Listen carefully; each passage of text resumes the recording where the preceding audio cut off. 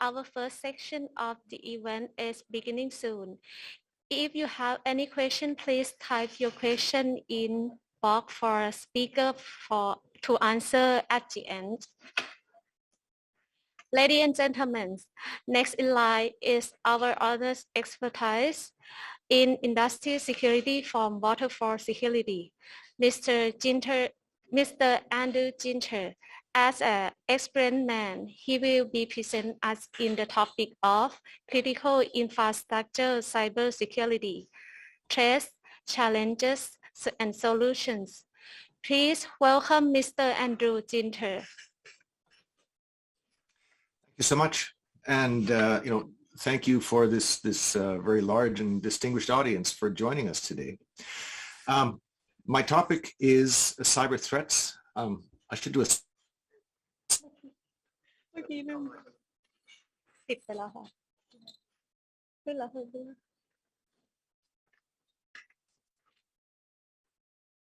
ตะกี้ตื่นเต้นเลย sound check. I hope everyone can hear me. Wait, is someone trying to talk? No. Okay. My topic is cyber threats to critical industrial infrastructures. Think cyber threats to the computers that operate power plants, the computers that operate pipelines and railways, cyber threats and what we need to do about these threats. The thing is that, cybersecurity for critical infrastructures is a little bit different. In normal networks, in business networks, in governments, in schools, the priority for cybersecurity is information. Protect the information. Do not let anyone steal the information. Do not let anyone tamper with the information. But for the computers that control critical infrastructures, the priorities are different. All large, powerful physical processes are dangerous. The top priority at every power plant I have ever been privileged to visit, the top priority at every water treatment plant, the top priority is safety. Do not kill anyone. Do not release poisons into the environment. Do not put the public at risk. And the second priority is always protecting the equipment. In a large power plant, a 500 megawatt steam turbine costs $300 or $400 million and takes 9 months to order and install. If we damage that equipment, the lights go out for a very long time. And the third priority at critical infrastructures is continuous operations. Keep the lights on. And efficient operations. It does no good to keep the lights on if the electricity is so expensive that nobody can buy it. So how do we get safety for people, for equipment? Engineers do this. Engineers control change. Every change is a threat. Engineers study changes. They study the physical process. They study the automation. They study changes to figure out if the change is going to kill anyone, to figure out if the change is going to cause an environmental disaster. They study the change to see if the change will shut the plant down or shut the pipeline down. Engineers control change to deal with these risks. Here's one of the problems with critical infrastructure security. Security updates come weekly or so. Every security update is urgent. Every security update fixes security problems, fixes security holes that our attackers are using against us. So we have to make those security update changes right away, don't we? But every change is a risk. If we put the security updates in so we can be more secure, so the bad guys, we put the security updates in so that the bad guys cannot shut our plants down. But the security update is a change. If the change goes wrong, that security update, a faulty security update, is also going to shut our plant down. To an extent, the cure is as bad as the disease. And the cybersecurity problem for critical infrastructures, it's worse than that. A lot of us talking about this space, we're walking around confused. A lot of us think that our critical infrastructures are air-gapped, that no attack can reach us through the air gap. Well, almost all the time, this is not true. A lot of plants were air gapped 20 years ago. It's not true anymore. To make our plants efficient, we automate them. We install computers. We connect these computers to each other. We connect our automation computers to our business computers. We connect the business computers to the internet.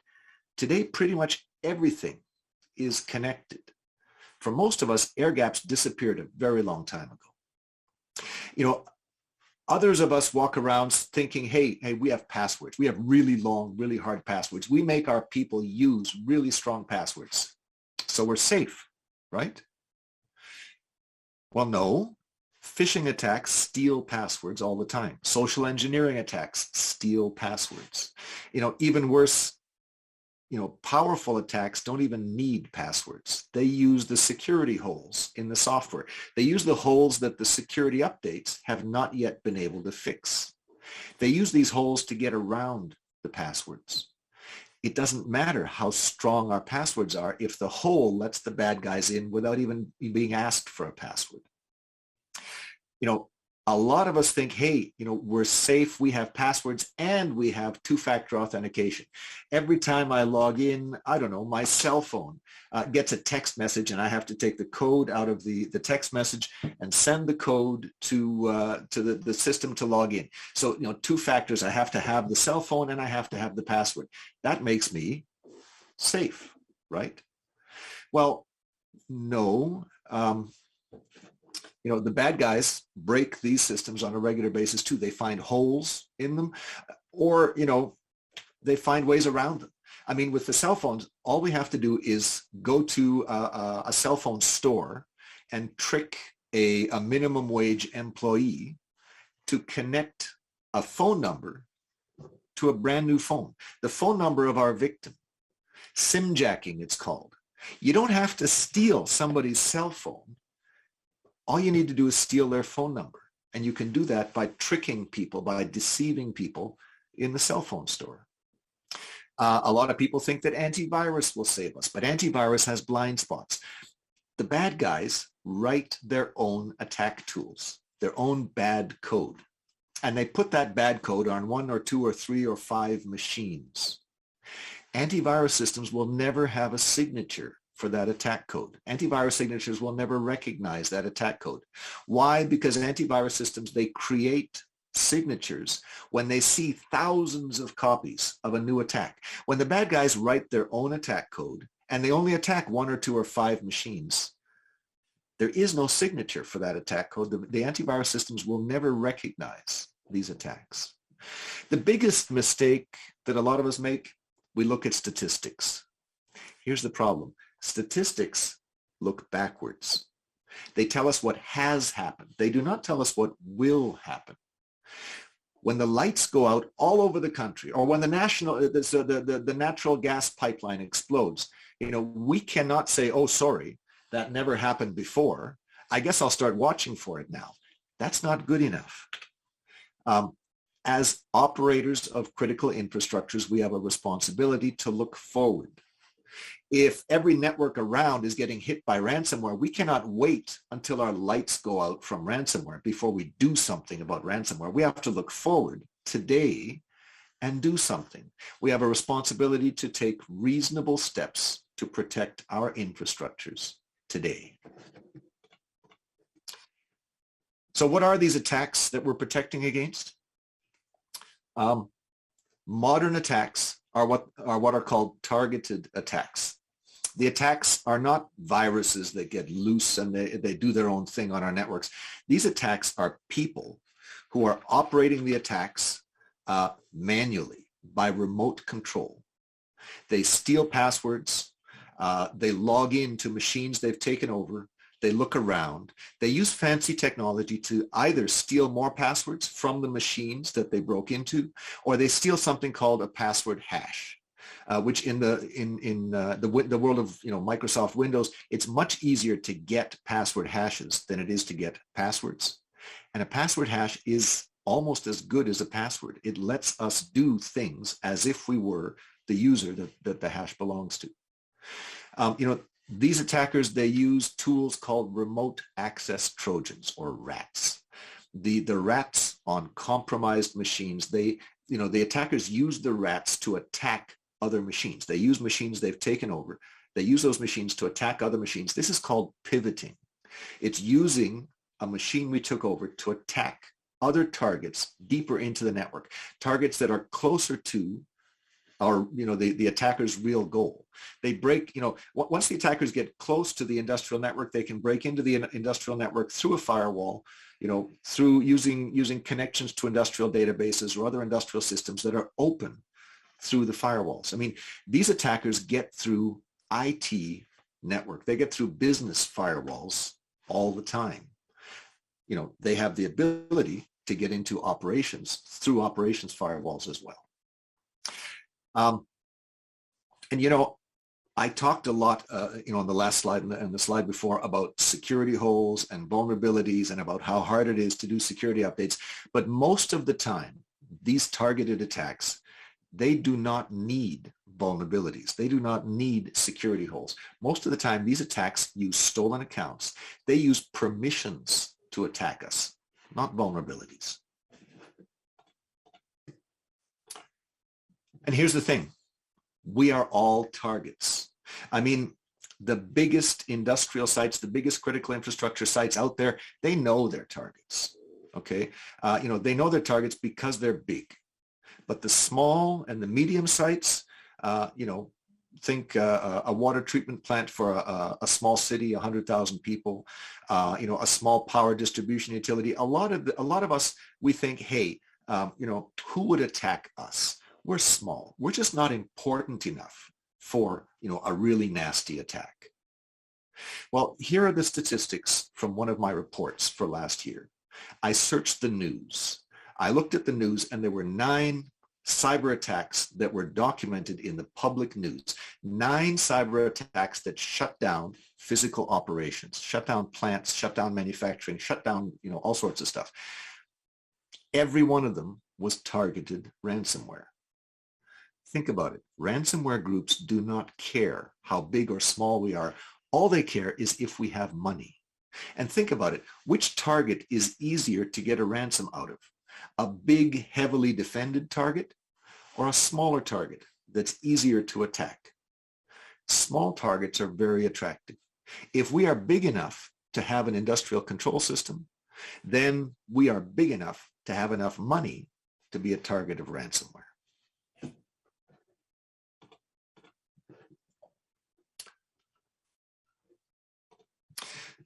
Okay, so we're all targets. We all need some sort of cybersecurity for our critical infrastructures.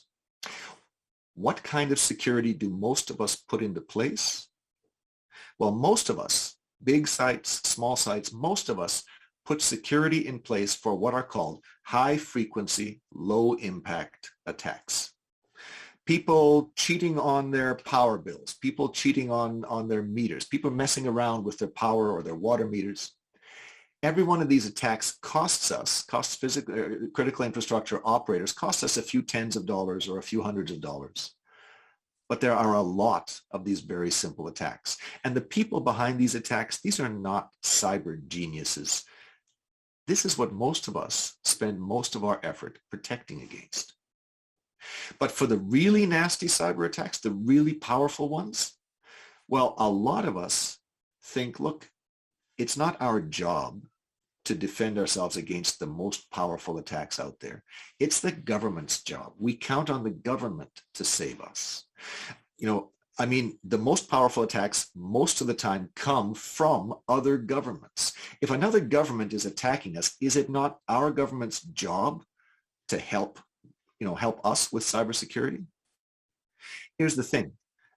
Governments have very powerful tools that they can use to help us with cybersecurity. But all of these tools take time. Some of these powerful attacks happen faster than governments can engage and use these tools. A concrete example. 18 months ago, there was a bunch of water treatment plants, small to medium-sized water treatment plants in Israel that were attacked. A couple of months later, I was talking to the security consultant who was called in to fix this problem. I asked this person, how did these attacks happen? Israel has some of the strongest security systems in the world. Why were these attacks even possible? His answer, he said, look, there was no way for the government to prevent those attacks. This is why the government ordered the water utilities to put certain protections in place, to put their own protections in place, because the only way to prevent these attacks is if the targets, we the targets, put our own protection in place. Nobody else can protect us from these attacks. And, don't get me wrong, governments are very good at some things. Governments are very good at information sharing and classified briefings. Governments can provide, tremendous threat intelligence. They can provide criminal background checks.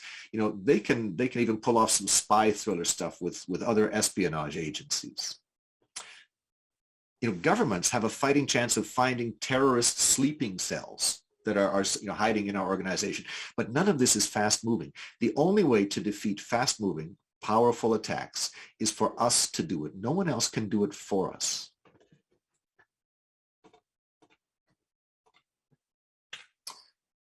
So only we can save ourselves. How do we do that? Well, let's go back to the first principles. Fundamentally, what is a security problem? What is the problem? What is what's the problem with security for critical infrastructures? Well, the first thing we know, the first principle that we understand is that nothing is secure. The security and even safety are not yes or no things. The question, are we secure, is meaningless. It has no answer. We can always be more secure. We can always be less secure. Are we secure? It's a meaningless question. The question, how secure are we, has an answer. The question, how secure should we be, is even more important. The second fundamental principle, all software can be hacked. All software has bugs and defects, after all. Some of those defects are security holes. Some of those holes we have security updates for, and we're busy testing those updates, and we're busy trying to install those updates. And some of those security holes we have no updates for. And our enemies are using those holes against us without us even knowing. Do you want proof of this? Visit any control system vendor's support page on their website and see how many security updates came out last month to fix security holes. Visit any firewall vendors, visit any antivirus vendor's support page and see how many security updates they put out to fix security holes in their products. All software has security holes. All software can be hacked. The third principle is about attacks. All cyber attacks that can shut down our operations, all those attacks are information. This is what cyber means. And any piece of information can be an attack. For example, a message saying, turn the power on for the pump, make the power go, make the pump go. That message could be exactly the right thing to do for our oil pipeline right now. But exactly that same message, that same information, turn the pump on, that same message can be an attack 10 minutes from now, because 10 minutes from now, turning the pumping station back on may be exactly the wrong thing to do to that pipeline. So all attacks are information, and every piece of information, every last piece of information can be an attack. And here's the problem. For 30 years, we have been making our critical infrastructures more efficient, which means we have been doing more automation, which means we've been installing more and more computers. More computers means more software, all software can be hacked. What automation means is that every year our enemies have more targets to attack. And those targets are connected. Modern automation is always connected. Connections mean moving information around, which means moving attacks around. For 30 years, we've been installing more targets and connecting those targets together so there's more opportunities to attack our targets. Neither of these trends is changing. This is how the world is. This is how the world will be for the next 20 or 30 years. The cybersecurity problem for critical infrastructure is going to get much worse before it gets any better for the next 20 or 30 years.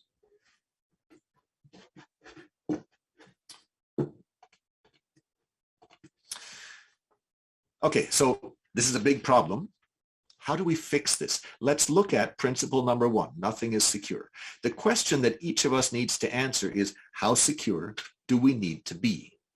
Now, I work for Waterfall Security Solutions. At Waterfall, we work with the world's most secure critical infrastructures. Here is what I see our customers doing. Our customers look at the different kinds of people who are attacking us.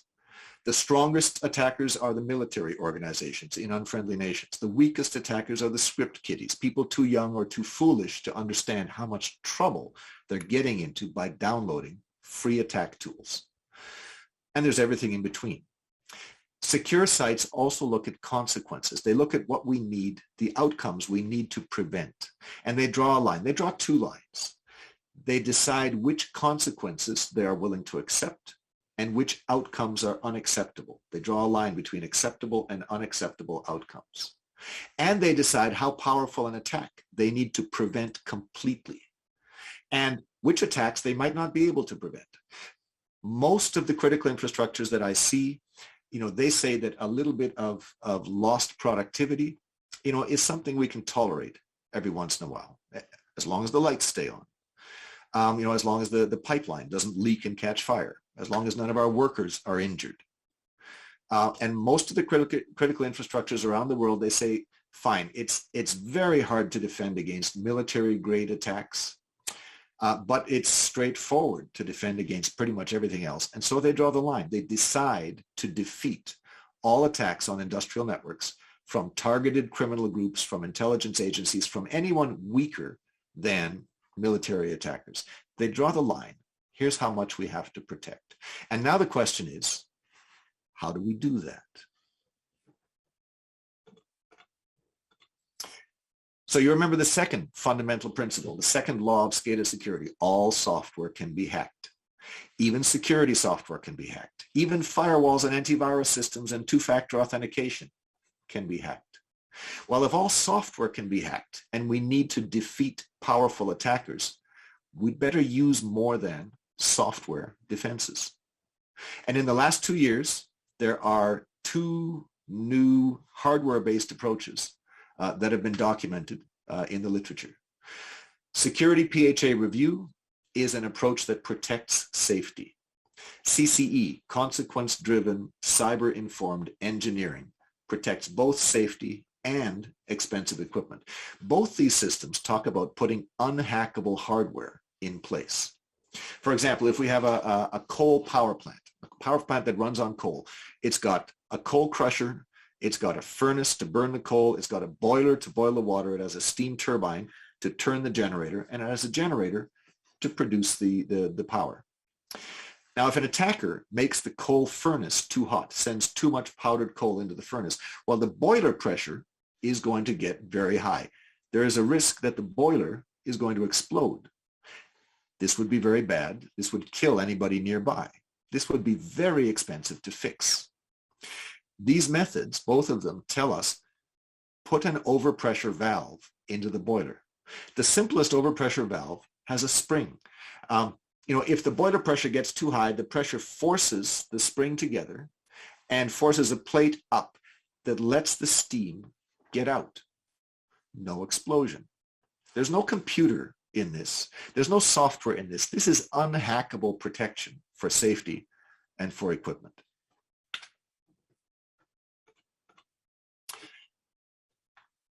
But we are running critical infrastructure. When the overpressure valve lets the steam out, the boiler stops. The lights go out. Nobody was killed. That's a good thing. Nothing was damaged. That's a good thing. But the lights went out. That's not good. We have a responsibility as critical infrastructure to supply critical services to our society. So the other method that was documented in the last 2 years is secure operations technology. This methodology says, look, if all attacks are information, then if we can control the movement of information, we can control the movement of attacks. So the method says, figure out which computers and which software we need to keep our power plants, to keep our critical infrastructure running. Draw a line around those computers and look at all of the ways that information can cross that line and get into the computers. A complete list of ways that information can get in is also a complete list of how attacks can get in, because all attacks are information. Now, what the method does is we put unhackable hardware in place to control the movement of information. Unidirectional gateway hardware controls online information movement. This is information that moves through wires. It's information that moves through wireless. It's information that moves through fiber optic cables. That's all called online. Unidirectional gateways let the data get out of industrial networks, get out into the business networks, lets the data get out to where the business can use the data for efficiency, for business automation. But the hardware lets nothing back in. No information, nothing. If no information gets back in, no attacks get back in. And for the record, these secure sites also put protection in place for all of the ways that information can move offline. That's when we physically carry the information on USB keys, or in our cell phones, or in our laptop computers that we carry into the plant. We need physical control over all of those ways to move information as well. Now, for anyone not familiar with the unidirectional gateways, and the gateways come as a surprise to a lot of people familiar with IT security. Let's dig into the technology just a little deeper. Unidirectional security gateways are a combination of hardware and software together. In the diagram here, everything inside the red bubble is the unidirectional gateway. At the center of the gateway is one-way hardware. The hardware is physically able to send information in only one direction. It sends it from the industrial network out to the business network. Nothing gets back. It does not matter how clever our enemies are. It does not matter how fancy their attack tools are. If our enemies have stolen every password for every account on the industrial network, if they have found a vulnerability in every piece of security software that we use, none of those passwords, none of those attacks can get back into the industrial network through the hardware. The only way to hack this hardware is to stand over the hardware with a hammer and be whacking on it. And that kind of attack is something that our governments are very good at helping us to prevent. Unidirectional gateways also have software. The gateway software makes copies of databases and other servers. Imagine that we have a SQL server in the industrial system on the left here. The gateway software logs into the database, the industrial database, username and password, nothing tricky. The gateway software logs into the database and asks for all of the latest industrial data. The software converts the data into the strange one-way communications that the hardware needs, pushes the data out to the business network through that one-way hardware, and the computer that receives the data on the business network is also running the gateway software. That software logs into an identical database and inserts the data into the database. If it's an Oracle database on the inside, it's an Oracle database on the outside. If it's a SQL Server database on the inside, it's SQL Server on the outside. So now all of the industrial data that is allowed to be shared with the business network is available on the business network. Business users log into the database, the business database, and they have all of the industrial data there. The data there is exactly the same as the data that those users would see in the industrial network. But you might ask, just a minute. Unidirectional gateways have software in them? I thought all software could be hacked. What happens if the unidirectional gateway software is hacked? The answer is simple. Yes, there's software in the gateways, but there's no software in that hardware at the center of the gateway. The hardware is just hardware. There's a fiber optic sender, a laser, in the hardware on the left. There's a fiber optic receiver, a photocell, in the hardware on the right. There's a short piece of fiber that connects the two pieces of hardware, usually exactly this long. And the hardware can only send one way. There is no laser in the receiving hardware. There's physically no way for the receiver to send any light back down that cable. So even if the unidirectional software is hacked, the hardware saves us. No attack information can get back into the critical infrastructure automation network.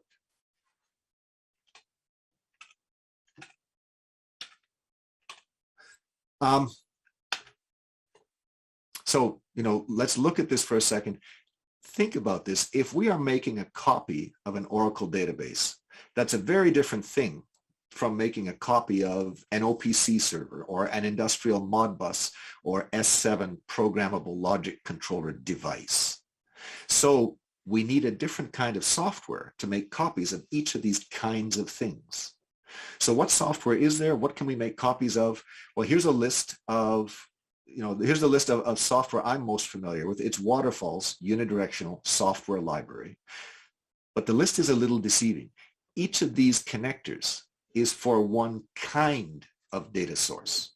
The OPC DA connector, for example, there are hundreds of kinds of control systems out there that use OPC DA. So the unidirectional gateway with an OPC DA connector can connect to any one of those hundreds of kinds of systems. It's the same thing for a SQL server. Dozens of control systems that, from dozens of different vendors use SQL Server databases. So that one connector opens up connections to all of those kinds of industrial systems. The bottom line here is that no matter what kind of automation that we are protecting in our critical infrastructures, there's probably already a connector or four on this list that will work to connect to those systems.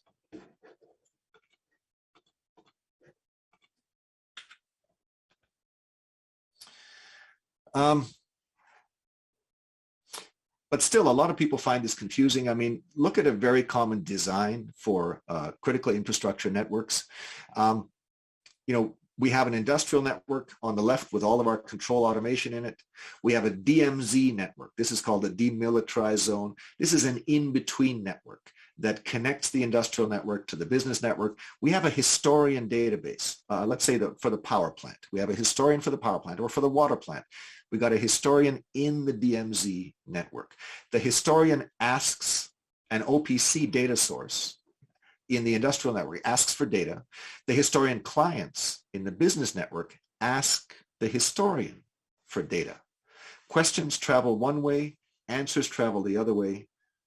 How can we do this with a unidirectional gateway where we can only go one way? How's that even possible? Well, it turns out that there's two standard ways to fit unidirectional gateways into this very common network design. We can put the gateway on the industrial side of the DMZ, or we can put it on the business side. So let's look at the industrial side first. Here, in this example, the gateway logs into the control system OPC server on the industrial side, and we ask the OPC server for all of its tags and all of its values. And we push all that data out through the one-way hardware. And on the DMZ network, the unidirectional gateway software is a standard OPC server. That software pretends to be the industrial OPC server. It has all of the data that the industrial OPC server has. The historian sends questions to the unidirectional gateway, to the OPC server inside the unidirectional gateway, and the gateway sends answers back as if it were the industrial OPC server, the same answers that OPC server would have sent.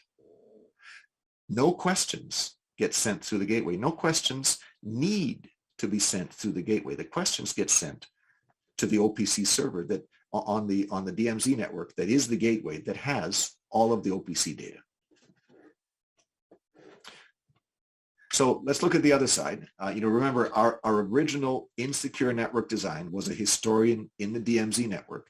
The historian has two-way communications with the industrial and the business network. So here's the other option. The second way we can fit a unidirectional gateway into this is to put the gateway between the DMZ network and the business network. Now, in this case, we also need a historian database in the business network. This is called the enterprise historian. I mean, we may have 10 power plants. We may have 4 refineries. We have a local historian database in each of those power plants, in each of those refineries. The enterprise historian probably lives at head office. The enterprise historian has all of the data in it from all of our plants, wherever they are in the world. So again, just like the SQL Server and the Oracle examples, the unidirectional gateway logs into the plant historian in the DMZ, asks for all the latest data, pushes it out into the business network, and updates the enterprise historian. Now, any users on the business network, any programs on the business network who need the data, they log into the enterprise historian and they see all of the latest data there. They see exactly the same data as they would have seen in the plant historian. But nothing gets sent through the gateway into the plant historian. All the questions get sent to the enterprise historian. Nothing needs to be sent back into the plant.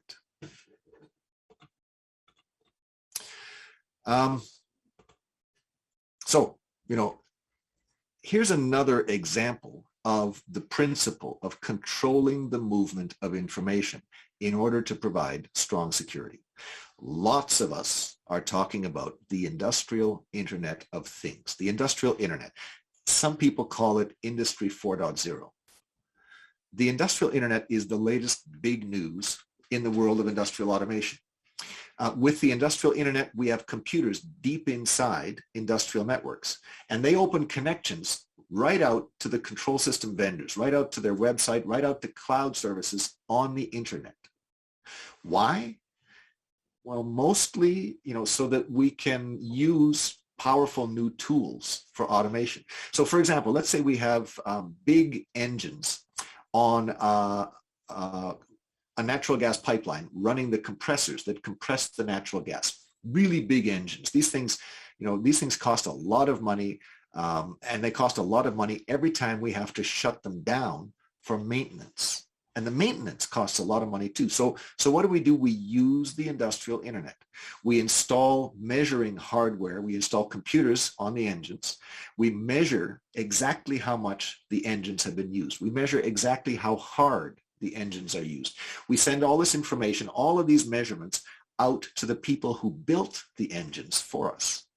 And that vendor, they use their expert systems to figure out how fast each piece of the engine is wearing out.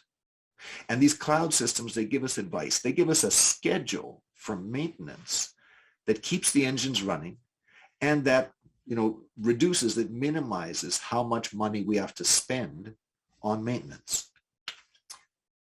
Here's the problem, though. If we have a connection from the control network out to the Internet, then we have a risk.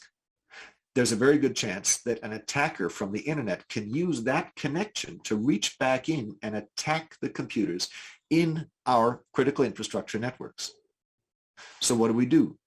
Well, here's one approach. In the United States, the Electric Power Research Institute, EPRI looked at this problem for power plants.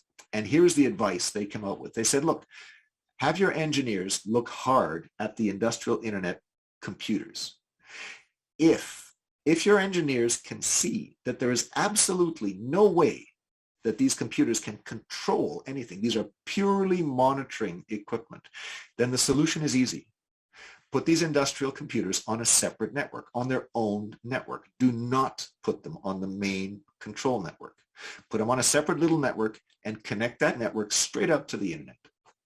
Or, some of these little computers, the new ones, they have cell phone connections built right into them. So fine, put these things right out on the cell network, right out on the Internet. Monitor your engines, monitor your natural gas compressors, all you like. And if someone breaks into these computers from the Internet or from the cloud, if somebody breaks in, there's no way these devices can shut down operations. There's no way they can damage equipment because, after all, none of these devices, none of these computers can control anything. They cannot cause any harm.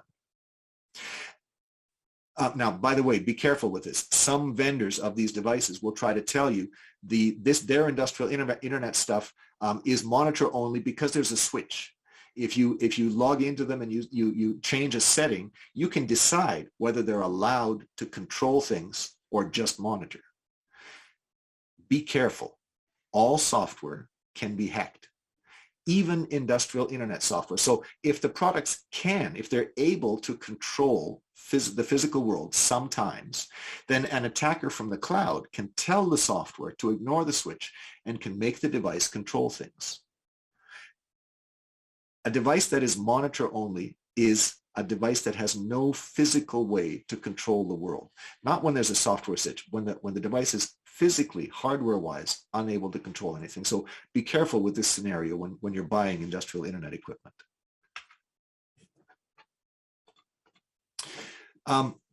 But, what if for some reason we cannot set up a separate network? In some places, the extra wiring just isn't possible, or something might just be too hard or too expensive. Now, what happens if we put this equipment on the industrial network, on our existing network, and somebody breaks into the cloud and uses the cloud to attack our equipment? They can take over that industrial internet equipment. They can pivot through that equipment. They can start attacking the industrial devices that we have in the rest of our automation network. What if the industrial internet devices we're buying, what if they can control things? What if we need those devices to control things? All of these are scenarios that are documented in the Industrial Internet Consortium, the IIC security framework. The advice the IIC gives us says, fine, put the industrial devices on the main industrial network because you have to, but do not connect that stuff straight out to the internet. It's too dangerous. Use a unidirectional gateway to connect that industrial internet stuff from the control network out to the internet. The unidirectional gateway makes the internet connection safe. Nothing can get back from the internet. Nothing can get back from a hacked cloud into the network that is our main automation network.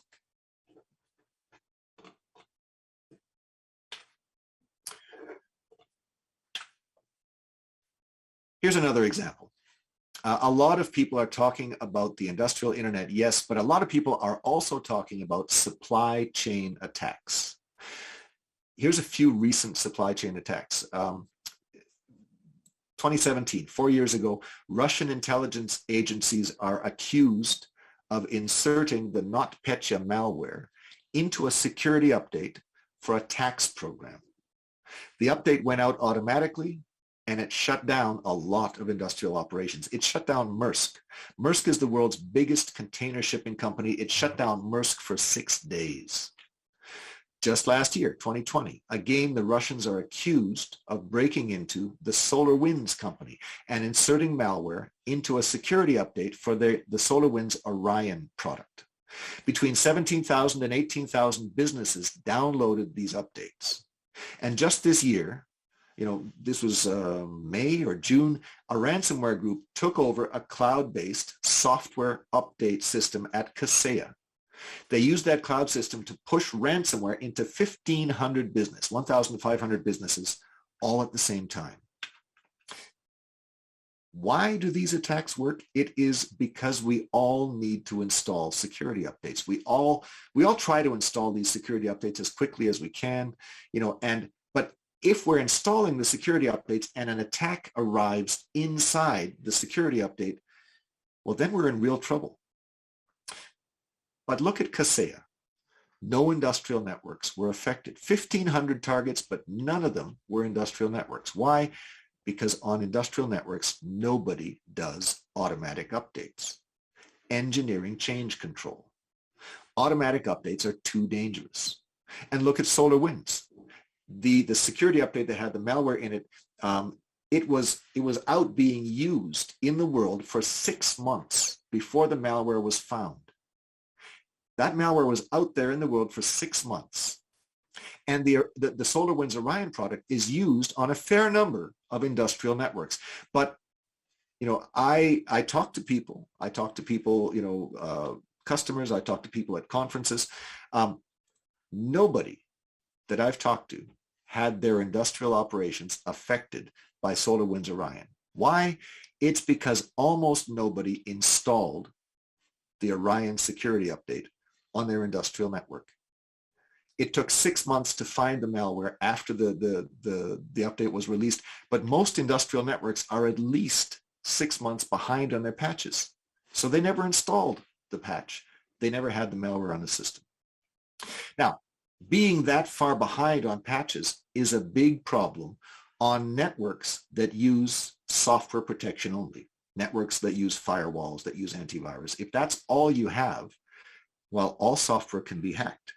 And so, attackers have a real chance of getting into industrial networks that use only software. So on that kind of network, it's important for all of us to put all of our security updates in as quickly as we can, because the security updates do slow down these attackers at least a little bit.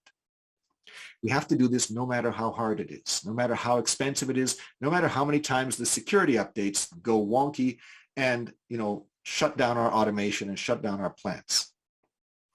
But on networks that are protected by unidirectional gateways, nothing gets back in through the gateways, which means we can slow down our security updates. We can test them longer. We can wait a few extra months and see if anybody else has any trouble with these things. We can slow down our updates to the point where we no longer need to worry quite so much about supply chain attacks because we're using strong, hardware-based, unhackable, unidirectional protection.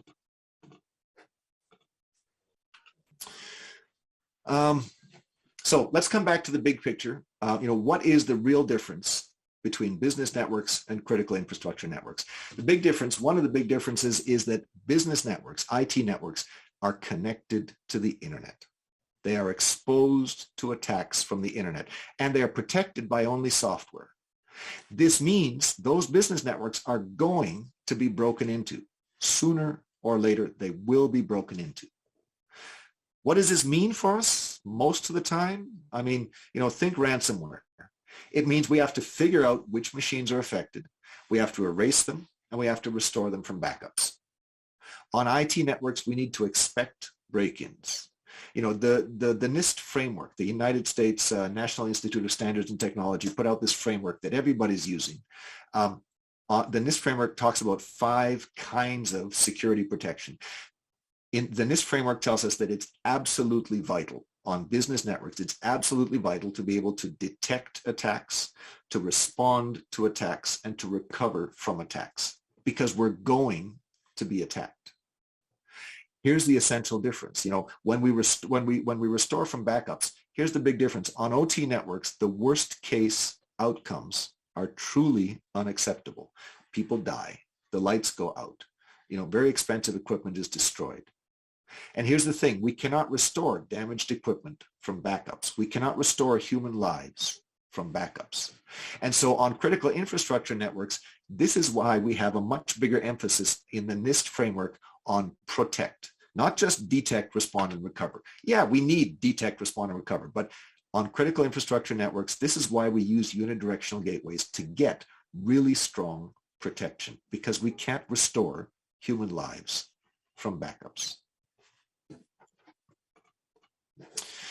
And this is why so many countries around the world are starting to demand, they're starting to require their critical infrastructures to use unidirectional gateways. For example, Israel says this, Israel says if the worst case outcome, if the worst case consequence of an attack on critical infrastructure, if the worst case is loss of life, or even if it's significant damage, if the worst case costs, in their rules, if the worst case costs more than about $7 million, then those critical infrastructures are required to use unidirectional gateways. In the IEC 62443 standard, it's a very popular standard everyone uses, the standard recommends unidirectional gateways when we need stronger protection than a firewall can give us for an important network. In the North American NERC SIP standards, this is the standards for the cybersecurity in the power grid. If a power plant uses unidirectional gateways, the standard says we can ignore 37 of the rules. This is because the unidirectional gateways give us such strong protection. In France, there are critical infrastructure rules.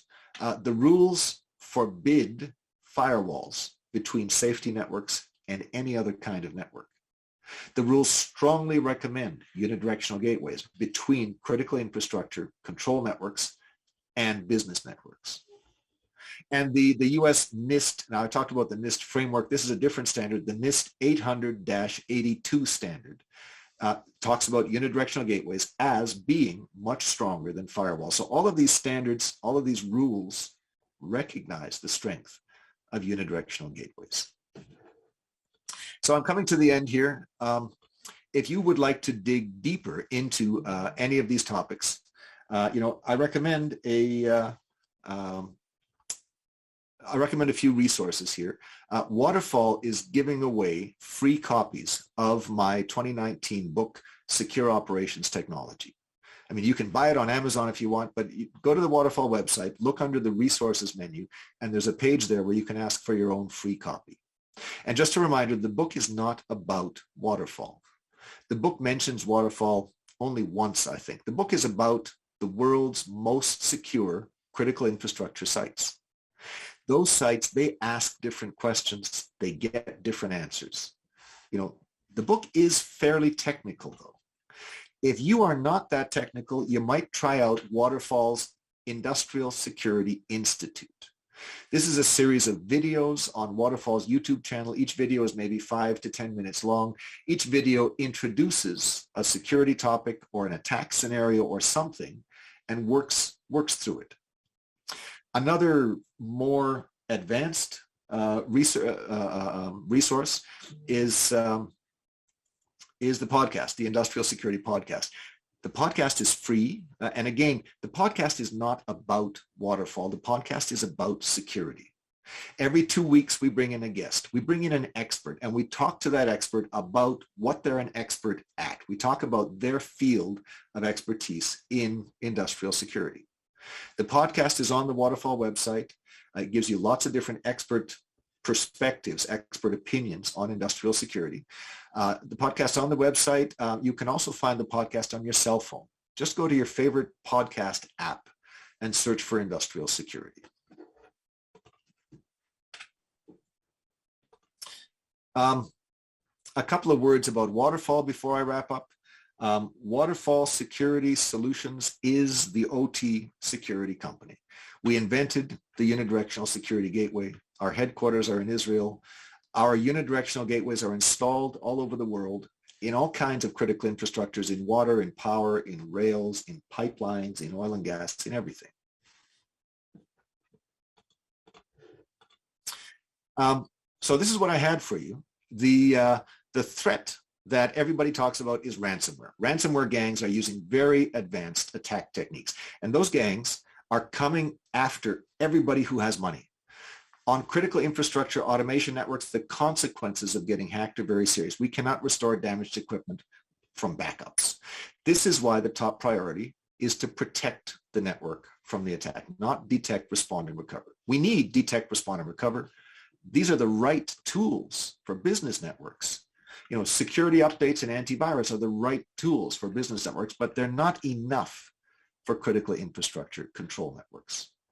Unidirectional gateways let us see our industrial data. The gateways let us use the industrial data in our businesses and in our clouds, use the data to save money, to make the businesses more efficient. Unidirectional gateways do this without letting anything back into our industrial networks. No attacks, no matter how fancy the attack. With unidirectional gateways, we see critical infrastructures draw the line. They reliably defeat any remote attack. It doesn't matter if it's coming from a ransomware group, from an intelligence agency. If no information can get back into industrial networks, no remote attacks can get in either. That's what I had for you. I love to get feedback. I'm on LinkedIn. My email address is here. If I can help in any way, send you a pointer to a report or pointer to a security standard or something, please let me know. You've got my email there. And I think we still have time for some questions. Are there any questions that have been submitted here that I can try to answer maybe?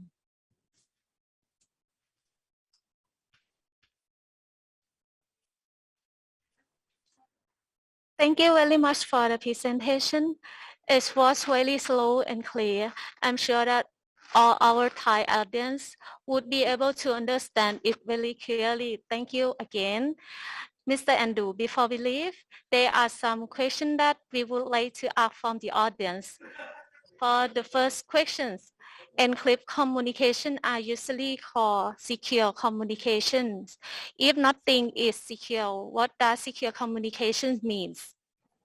Okay, so a lot of people use the term secure communications to talk about encrypted communications. They think encrypted means secure. Yes.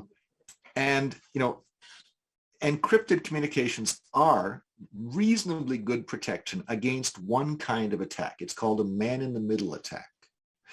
They're not very good protection against lots of other kinds of attacks. In particular, all of the connections out to the cloud are always encrypted.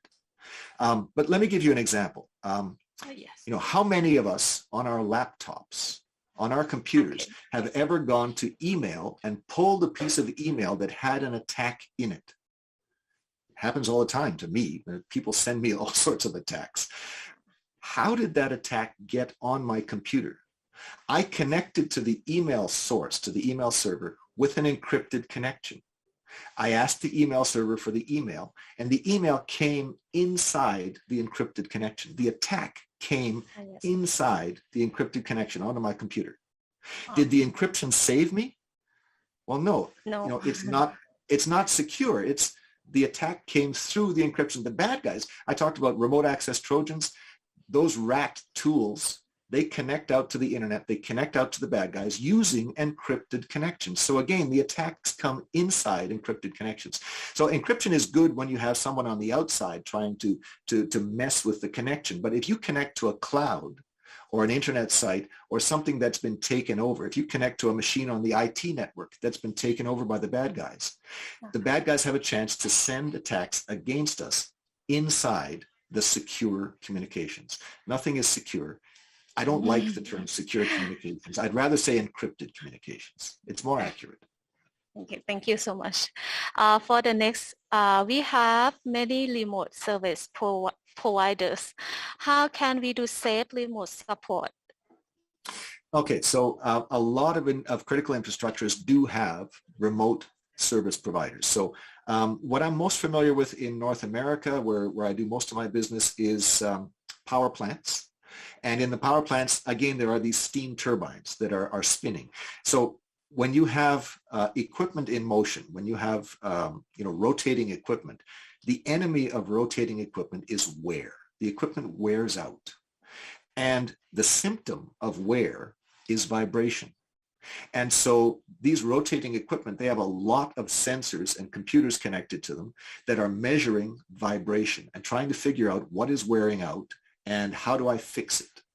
And the thing is, these computers generally are not clever enough to figure that out themselves. What they do is they need to send information out through a unidirectional gateway, out to the internet, to the company that built the turbine, because they are the experts on the turbine, and their expert systems will analyze the data and they will figure out, okay, on generating unit number 3 at your big power plant, you've got a problem building up. We need to adjust these. And these things are infinitely adjustable. These are massive pieces of equipment. Yes, you can adjust just about everything. So the vendor calls the industrial site and says, you've got a problem on generating unit number 3. Can I have an hour at 3 o'clock on Thursday to log in and fix the problem? Great, you make an appointment. 3 o'clock Thursday comes. An engineer at the site calls the vendor back. The engineer who knows who they're talking to, they call the vendor. They get the vendor on the phone, say, are you ready for this? Yep, I'm ready. Okay. And the engineer turns on something called remote screen view. And this takes pictures of the screen, just like you're seeing a picture of my screen here on the Zoom, takes a picture of the screen and sends the picture to the vendor. So now the vendor can see what looks like a video of usually an engineering workstation where the engineer is moving the mouse and the vendor can be on the phone. Now the vendor, might have a keyboard and can be banging away on the keyboard, not going to do anything. None of that gets through the unidirectional gateway, but the vendor is on the phone. The vendor can give advice to the engineer. The engineer understands the advice. Now, the engineer is the only one who can move the mouse, who can type on the keyboard. The vendor can say, okay, bring up the vibration diagnostics. Let's get started. And the engineer moves the mouse and the vendor can say, no, that's system diagnostics. Go 2 further down. There you go. That's vibration diagnostics. They can work together to solve this problem. This is one of the tools that we have for remote access, remote support. People imagine that with a unidirectional gateway, no remote support is possible. It turns out that's not true. There's 4 or 5 different ways people use remote support. But remote screen view is the strongest, the most secure, and it is used routinely for vendors. Vendors who we don't trust, not because they're bad people, but because we have not done criminal background checks on them. They are outside our security system. And so we cannot afford to trust them. The engineer doesn't just move the mouse and do what they're told. The engineer asks questions. The engineer understands what's happening. The engineer only does something. Whose turbine is this? It's our turbine, thank you. It's the engineer's fault if anything goes wrong with that turbine. The engineer is not going to move the mouse until they understand that this is the right thing to do to this turbine right now. And they work together this way. It's a powerful tool for sort of outsiders, and there's other tools, but I've got a whole webinar on this on the Waterfall website if you want to look at how to do remote access through a unidirectional gateway. It is possible. Thank you so much, Mr. Andrew, again for today. Thank you so much for sharing and enlightening us today. Hopefully, the information you are provided will help us improve our cyber security. Thank you so much. Thank you so much for the opportunity and for everyone listening. You're welcome. It's my pleasure. For the next ขอกลับเข้าสู่พิธี